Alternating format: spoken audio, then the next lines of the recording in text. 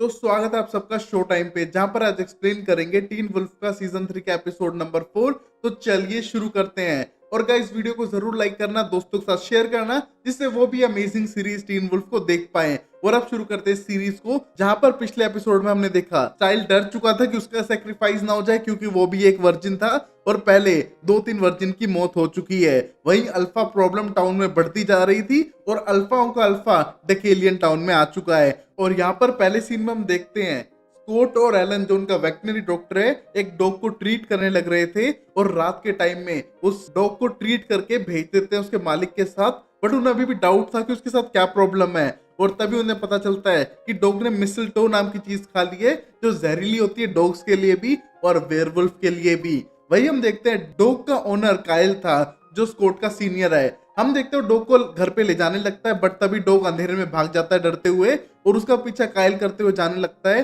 But हम देखते हैं अंधेरे में कायल पे कोई अटैक करता है और उसको खींच के ले जाता है। और वहीं पर डॉग की भौंकने की आवाज सुन के बाहर आता है स्कॉट, बट उसे वहां पर कोई भी नजर नहीं आता और उसे लगता है कि कहाँ जा सकता है कायल अपने डॉग को छोड़ के, और वो डॉग को अपने पास रख लेता है। और वही हम अगले दिन स्कूल में देखते हैं स्कॉट टाइल्स के साथ था और यही टॉपिक डिस्कस करता है कि किस तरह कायल कल रात को गायब हो गया था। और ये सोच के स्टाइल सोचता है शायद वो भी ना मर जाए और अगली बारी क्या उसकी भी हो सकती है, क्योंकि वो भी वर्जिन है। उसको बहुत ज्यादा टेंशन है ये सब सोच के।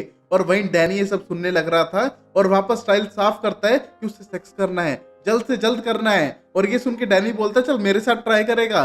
और हम देखते हैं कि स्टाइल रेडी भी हो जाता है अपनी जान बचाने के लिए, बट डैनी बोलता है मैं बेवकूफ नहीं हूं, मैं मजाक कर रहा था। और ये कह के डैनी वहां से चला जाता है। और ये बात सुन के स्टाइल को बहुत बुरा लगता है कि उसकी फीलिंग्स हर्ट हुई हैं भाई, बट वहां पर डैनी को कोई मतलब नहीं था। और स्टाइल को टेंशन है कि शायद अगला शिकार ना हो वो उस ह्यूमन सेक्रीफाइस का, जो इस टाउन में होने लग रहा है हर वर्जिन के साथ में। और वही स्कूल स्टार्ट होने से पहले जेनिफर, जो उनकी इंग्लिश टीचर है, अपने क्लास में जाने लगती है, बट वहां पर डेरिक उससे मिलने के लिए आ चुका था। और ये देख के जेनिफर थोड़ी डरी हुई थी, उसे लगता था उसकी बात का कोई यकीन तो करेगा नहीं, पता नहीं किस लिए आया, मुझे मारने के लिए तो नहीं आया है। बट हम देखते हैं डेरिक सख्त लोंडे का दिल पिघल चुका था इस लड़की के लिए और ये इससे उसका हालचाल पूछने आया था। और ये देख के जेनिफर को भी थोड़ा अच्छा लगता है। हम देखते हैं इन दोनों की केमिस्ट्री जमने लगती है और यहाँ से डेरिक हालचाल पूछ के वहां से चला जाता है। और ये देख के जेनिफर को बहुत अच्छा लगता है। और वहीं स्कूल के सारे बच्चों को कोच लेके जाते हैं रनिंग के लिए, जहां पर हम देख पाते हैं आइजैक महसूस कर पाता है दोनों अल्फाओं को, जो ट्विन थे। हम देखते हैं उनके पीछे भागने लगता है और ये देख के समझ जाता है स्कॉट भी और उसको रोकने का ट्राई करता है, बट आइजैक गुस्से में था।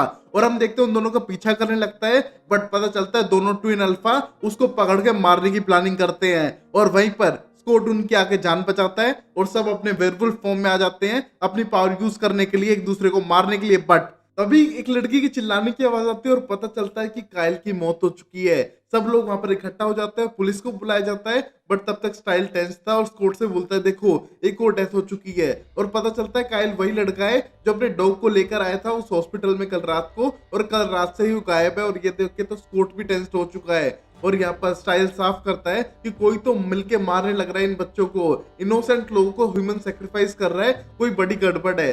बट आइजैक बोलता है ऐसा नहीं है, शायद ये वेयरवुल्फ इनको मारने लग रहे हैं। बट स्टाइल का क्वेश्चन था अगर वो वेयरवुल्फ के तरीके से मारेंगे तो उन जैसा निशान मिलेगा ना, ये तो किसी ह्यूमन ने उसको गला काट के मारने की ट्राई किया है। और हम देखते हैं स्कॉट समझ नहीं पा रहा है किसको सपोर्ट करे और वहां पर टेंस्ड है और पता लगाना चाहता है कि गड़बड़ क्या है। और वहीं हम देखते हैं आइजैक साफ कर देता है कि वो तो लड़ेगा, वो इन दोनों ट्विंस से बदला लेकर रहेगा, क्योंकि उन ट्विंस ने उस लड़की को मारा है जिसने उसकी जान बचाई थी। और ये कहने के बाद वहां चला जाता है। वो स्टाइल समझ नहीं पा रहा है वो कैसे समझाए कि शायद उसका सेक्रीफाइस नेक्स्ट हो सकता है, क्योंकि उसे बहुत ज्यादा डर लग रहा है। और वहीं स्कूल के अंदर एलिसन क्लास में सो जाती है और वहीं उसकी फ्रेंच टीचर वही मिस मोरिन नोरेल आके उसे डांटती है इसके लिए और वहां पर उसको पनिश करती है लंच में डिटेंशन के लिए, जहां पर एलिसन पूछना चाहती है कि वो बैंक में क्या कर रही थी उस रात को, बट वो कोई जवाब ना देते वहां से चली जाती है। और जैसे मिस मोरल को कुछ बताना ना हो कि वो डेकेलियन के साथ कर क्या रही थी। और वहीं पर एलिसन को गुस्सा आता है, बट वो कुछ कर नहीं पाती है।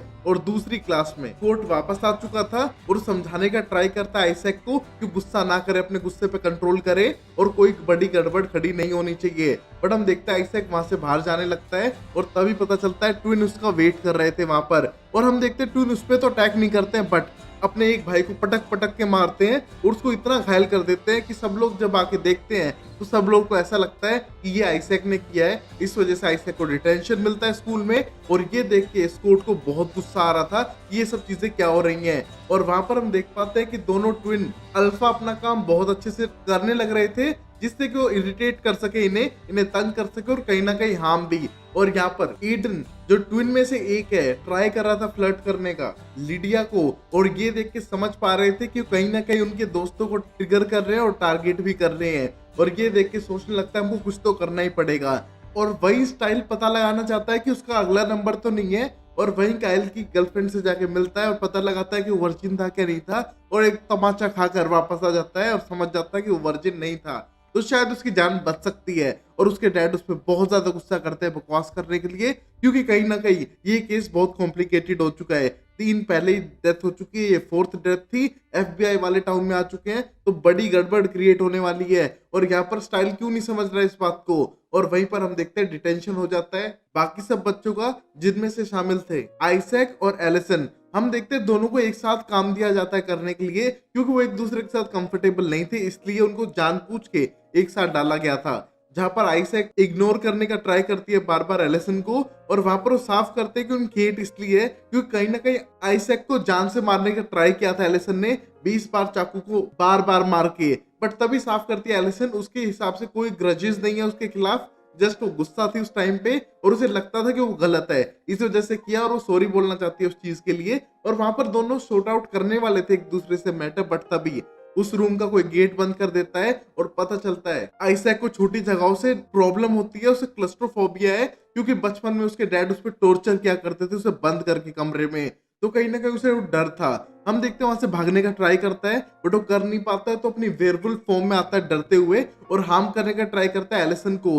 और पता चलता है कि बाहर तो एक बड़ा सा वेंडिंग मशीन लगाया हुआ है गेट के पास, जिससे कोई गेट खुल ना सके, बट तब तक वहां पर पहुंच चुका था कोर्ट जान बचाने के लिए एलिसन की। और यहाँ पर बहुत ज्यादा सॉरी फील करता है ऐसा कि उसने ये सब जानबूझ के नहीं किया है, उसके अंदर से वो एंगर निकल आया। और ये समझते हुए एलिसन साफ करती है कि इस बार आइजैक की गलती नहीं थी, और यहाँ पर कोई चाह रहा है कि कोई गुस्सा करे और किसी को हार्म हो। और ये बात स्कॉट भी समझ चुका था और बोलता है शायद अब हमें कोई एक्शन लेना चाहिए, और वो पूरा प्लान करते हैं रिवेंज लेने के लिए उन ट्विन से। जहाँ पर एलिसन उनकी हेल्प करती है उन गाड़ी को अनलॉक करने के लिए बिना चाबी के, और वहीं पर हम देखते हैं आइजैक उन गाड़ियों को लेके जाता है कॉरिडोर में भगाते हुए, और हम देखते हैं ये इन्फॉर्मेशन पता करते ही कोर्ट उनके बाइक के पार्ट्स निकालने लगता है अपने बैग से, जिसको देख के दोनों ट्विंस को बहुत गुस्सा आने लगता है। बट एडन गुस्से में भागने लगता है उस कॉरिडोर के अंदर अपनी बाइक को वापस लेने के लिए, बट तभी हम देखते हैं आइजैक उसको बाइक थमा के दूर खड़ा हो जाता है, जिस मोमेंट पे सारे लोग बाहर आ जाते हैं और उनकी टीचर उन्हें टेंशन दे देती है और बहुत ज्यादा गुस्सा थी कि कॉरिडोर में कौन अपनी बाइक लेकर आता है। और ये सारा प्लान बहुत अच्छे से स्कॉट का वर्क कर रहा था उनसे रिवेंज लेने का। और वहीं लिडिया को समझाने की कोशिश करता है स्टाइल्स कि डेट ना करे वो एडन को, और उससे दूर रहे तो ज्यादा बेटर है क्योंकि वो भी एक अल्फा है। और ये इन्फॉर्मेशन लिडिया को बता देता है, बट लिडिया बोलती है उसका इस मर्डर से कोई रिलेशन नहीं है जैसा तुम सोच रहे हो स्टाइल्स। पर स्टाइल बोलता है शायद है, तुम्हारे पास भी एक छोटा डॉग है और पहले काइल के पास भी एक छोटा डॉग था, शायद तुम्हारी जान खतरे में हो सकती है। बट हम देखते हैं इस बात पे बिल्कुल भी यकीन नहीं करती है लिडिया, और बोलती है कि ये काम शेरिफ का है, शेरिफ को देखने दो, तुम अपना काम करो ना, तुम्हें बीच में इंटरफेयर करने की कोई जरूरत नहीं है। और तभी स्टाइल टेंस्ड होता है कि शेरिफ को तो सारी बात पता ही नहीं है ना टाउन में क्या क्या हो रहा है, सुपरनेचुरल चीजें हैं, तो अपने डैड को किस तरह सब कुछ सौंप के जा सकता है।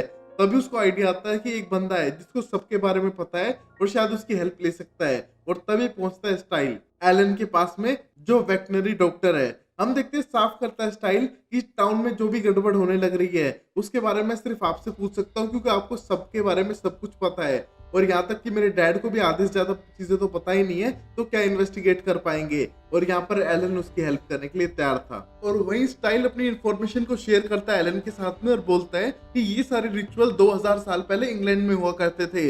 इन रिचुअल को फॉलो करने वाले ग्रुप का नाम ड्रूइड था। वो ये सब करते थे इससे कि नेचर में बैलेंस बना रहे। बट अब कोई उन रिचुअल्स को फिर से रिपीट कर रहा है। बट हम देखते हैं एलन को ये सारी बातें पता थी, बट बोलता है कि मैं चाहता नहीं था कि ये सारी बातें शेयर करूं, क्योंकि मुझे लगता था 10 सालों से कि ऐसा फिर से कभी नहीं होने वाला है और शायद ये चीजें ड्रूइड के लोग नहीं कर रहे हैं, क्योंकि ड्रूइड के लोग तो शांत और अच्छे नेचर के थे।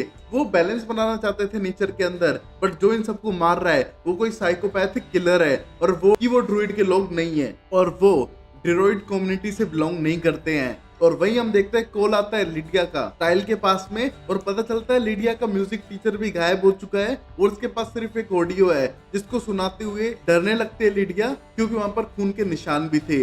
और वहीं एलन को डाउट था कि कोई पुराने रिचुअल को फिर से परफॉर्म करने की कोशिश कर रहा है, बट उसको ढंग से करने नहीं आ रहे हैं। वो किसी तरह से एक वर्जिन, एक हीलर, फिलोसोफर या फिर एक वॉरियर को ढूंढने की कोशिश कर रहा है, उनको पकड़ के सेक्रीफाइस कर रहा है। और तभी पता चलता है कि उनका म्यूजिक टीचर पहले एक सोल्जर था और ये सोच के उन्हें टेंशन होने लगती है, क्योंकि उनका एक और टीचर है जो आर्मी बैकग्राउंड से बिलोंग करता है और वो कोई और नहीं मिस्टर हैरिस है। तभी हम देखते हैं हैरिस के पास कोई आने लगता है और ये देख के हैरिस घबराते हैं और वहां से उनका किडनैप हो जाता है। हम देखते हैं एलन लिडिया और स्टाइल के साथ वहां पर पहुंचते हैं, बट तब तक हैरिस का किडनैप हो चुका था और वो सोचते शायद किडनैप ना हुआ, अपने घर चले गए हो, बट ऐसा नहीं था, क्योंकि उनका बैग और सामान वहीं पर रखा हुआ था। और ये सोचते हुए सब लोग टेंस होते हैं कि अब उनके साथ क्या करेगा वो बंदा। और तभी स्टाइल ध्यान से देखता है कि उनने एक बच्चे को आर मार्क्स दिए हुए हैं जो कोई ग्रेड था ही नहीं। तभी हम देखते हैं वर्ड्स को एक साथ मिलाते हैं और पता चलता है उन्होंने लिखा था डिराक, जिसका मतलब समझाता है एलन कि कोई ऐसा ड्रूइड कम्युनिटी का बंदा जो गलत पाथ पे चल चुका हो, इविल चीजें कर रहा हो, उसको ड्रैक बोलते हैं और शायद कोई बड़ी गड़बड़ होने वाली है। जो भी ये बंदा है या फिर कोई कम्युनिटी है वो बहुत सारे लोगों को सेक्रीफाइस करने वाली है गलत मकसद के लिए। और वहीं पर तीनों लोग टेंस्ड होते हैं और वहां हम देखते हैं अगले सीन में डेरिक अपनी बहन से शांत रहने के लिए कहता है, क्योंकि वो बहुत ज्यादा वर्कआउट कर रही थी और वहां पर डेरिक के घर पे आ चुके थे दोनों अल्फा, एनिस और काली, जो उन दोनों पे अटैक करते हैं और यहाँ पर डेरिक और उसकी बहन के ऊपर बहुत ज्यादा हावी हो जाते हैं। हम देखते हैं एक मोमेंट पे काली एक रोड निकालती है और सीधा गाड़ देती है डेरिक के आर पार, जिससे कि डेरिक बहुत बुरी हालत में हो जाता है। और इस हालत को देखकर वहां पर आ चुका था डकेलियन। हम देखते हैं वहां आने के बाद बोलते चलो अब थोड़ी शांति होगी और मैं बोलूंगा तो मुझे बीच में कोई टोकेगा नहीं। और यहाँ पर डेरिक की हालत खराब थी और वहां पर डेरिक बोलता है उसकी बहन को छोड़ दो और उसको जाने दो। और डकेलियन उसकी बात सुन के उसे छोड़ भी देता है और डेरिक उसे मना करता है कि उसके पास ना आए और दूर खड़ी रहे। हम देखते हैं इस मोमेंट पे डकेलियन अपनी डील रखने की कोशिश करता है कि किसी तरह वो उसे अपने पैक में शामिल करना चाहता है अपनी टीम को मार के, जिसके लिए डेरिक साफ मना करता है कि वो अपने बेटास को नहीं मारेगा और वो किसी को भी नहीं मारने वाला है।